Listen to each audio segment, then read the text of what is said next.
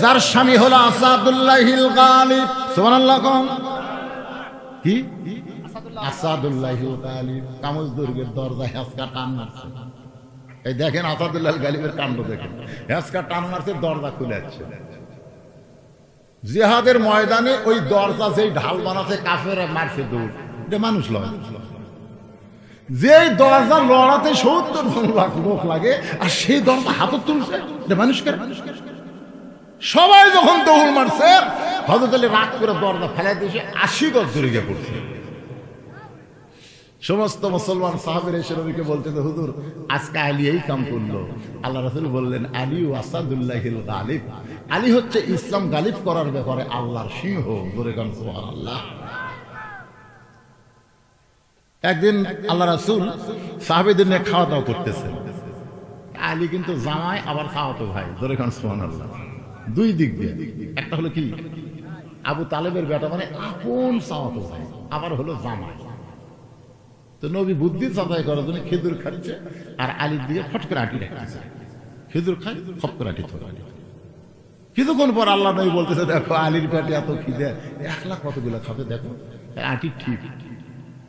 আলী দাঁড়িয়ে বলতেছে, আসলে ভাই আমার পেটে খিদে বেশি রে, তাছাড়া এত আটি বের হবে। কিন্তু তোমরা বলো তো খিদে কার বেশি, যে আটি বের করা খায় না আটি সহ খায়? সবাই বলতেছে যার খিদে বেশি তো আটি বার করার টাইম পাবে না। ওই নবীর খিদে এত বেশি, একটা আটি নেই। সঙ্গে সঙ্গে আল্লাহ নবী বলে, ওঠ ওঠ। হযরত আলীর উঠায় নিয়ে বুকের সঙ্গে চাইপা ধরে চিৎকার করে বললেন, আনা মাদিনাতুল ওয়ালিউ বাবুহা, আমি হচ্ছে এলেমের শহর, আলী হচ্ছে তার দরওয়াজা। কবর রে খবরদার বেয়াদবি করবি না। এই কথা বলে যখন আবার কোদাল মারতে চাই, এমন সময় কবরের ভিতর থেকে আওয়াজ আসতেছে, আবু যর, কার মেয়ে, কার মা, কার বিবি এইটা কবর দেখবে না। এই কথাগুলো কিন্তু ফাতেমার জন্য বলতেছে না, এই কথাগুলো আমাদের জন্য বলতেছে। জোরে কোন কথা ঠিক কি না? ফাতেমার জন্য নয়, আমাদের শিক্ষা নেওয়া লাগবে। কার মেয়ে? জাতির পিতার মেয়ে নাকি? কার মেয়ে? কার মেয়ে, কার মা, কার বিবি এইটা কবর দেখবে না।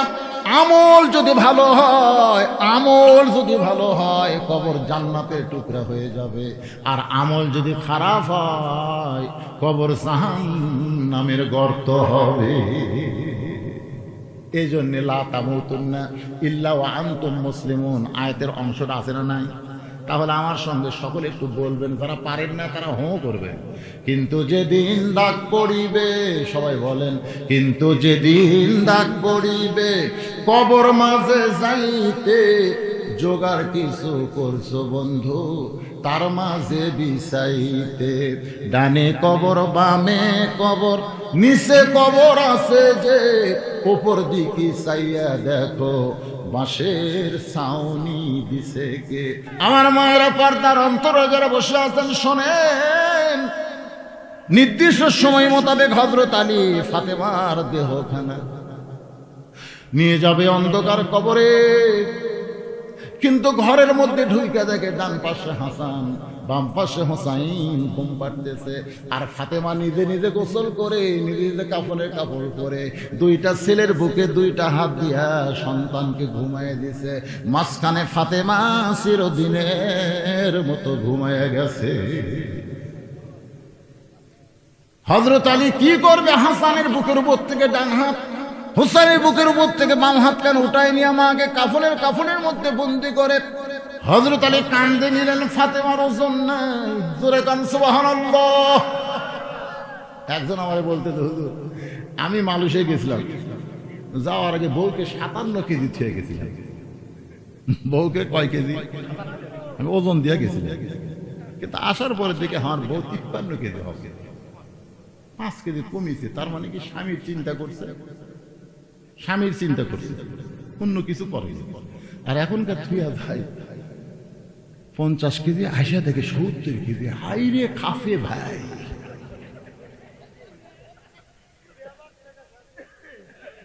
এমন কোন মরদ নাই যে বইয়ের লাশ একলাই কান্দে নেবে। এই মরদ আছে, হযরত আলী ফাতেমার লাশ কাঁধে করে নিয়ে থাকে, কোনো ওজন নাই। গভীর রাত্রে ফাতেমা নবীর কাছে সে বলতেছে, বাবা একটু ঘরের বাতি জ্বালান, বাবা একটু ঘরের বাতি জ্বালান। রাসূল বলে, ফাতেমা রাত্রে বেলা একা একা আইছি, কি বলবি বল, বাতি জ্বালান লাগবে না। ফাতেমা বলে, বাবা একটা বাড়ির জন্য বাতি একটু জ্বালান বাবা। নবী যখন ঘরে বাতি জ্বালায়, ফাতেমা দুইটা হাত নবীর দিকে বাড়ায় দেয়, বাতির আলোতে তাকায় দেখে ফাতেমার দুইটা হাতে তালু নাই, দুইটা হাত যেন গোস্তের টুকরা হয়ে গেছে। জাতা ঘুরাইতে ঘুরাইতে হাতে ফসকা পড়ে গেছে, ওই ফসকা পড়ানোর পরে আবার জাতা ঘুরাইছে গো বাবা, যার কারণে হাতে তালু আছে কিন্তু চামড়া নাই। ও বাবা মেহেরবানি করে একটু 3 দিনের খাবার দিবেন বাবা, আমার স্বামী যদি হাতের খবর জানে বড় কষ্ট পাবে, হাসান হোসেন জানলে খাওয়া বন্ধ করে দিবে। রাসূল ঘরের কোণায় গিয়ে বলে, বাবু দুনিয়ার কত ধনী ধনী যুবক আমার ফাতেমার বিয়ে করবার চাইছিল, কিন্তু তুমি আল্লাহ আলীর সঙ্গে ঘটকালি করলে, আমার মেয়ের কষ্ট আমি বাবা হয়ে কেমনে দেখবো। এই কথা যেই মাত্র নবী কইছে, সঙ্গে সঙ্গে ফাতেমা ঘোমটা মাথায় দিয়ে নবীর ঘর থেকে যখন বাইরে যায়, নবী ডাকতে বলে, ফাতেমা আমি তোর বিরুদ্ধে কিছুই বলি নাই, তুই কেন ঘোমটা দিয়ে বের হয়ে যাস? ফাতেমা বলে, বাবা আল্লাহর পরে কেউ যদি থাকে সে হলো তার স্বামী, আপনি বলেছেন আল্লাহর পরে কাউকে যদি সেজদা দেওয়ার হুকুম থাকতো, ফাতেমা তোরে বলতাম আলীর পায়ে সেজদা কর। সেদিন থেকে বুঝেছি বাবা আল্লাহর পরে মেয়ে মানুষের কাছে সবচাইতে দামি হলো তার স্বামী।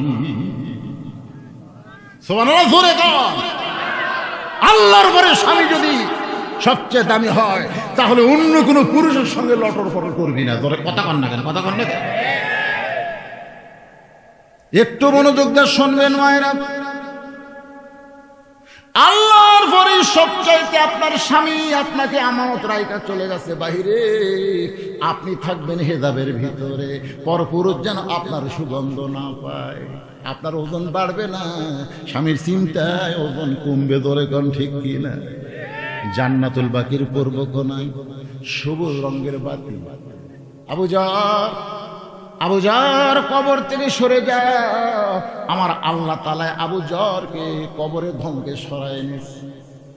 হযরত আলী ফাতেমাকে দাফন করার পরে আল্লাহর কাছে বলতেছে, মাবুদ হাসান হোসেনের মা, ওগো আল্লাহ আমি জীবনে তার শান্তি দিবার পারি নাই, আজকে কবর দেওয়ার পরে তোমার কাছে কান্দি, আমার বউরে তুমি কবুল করে না।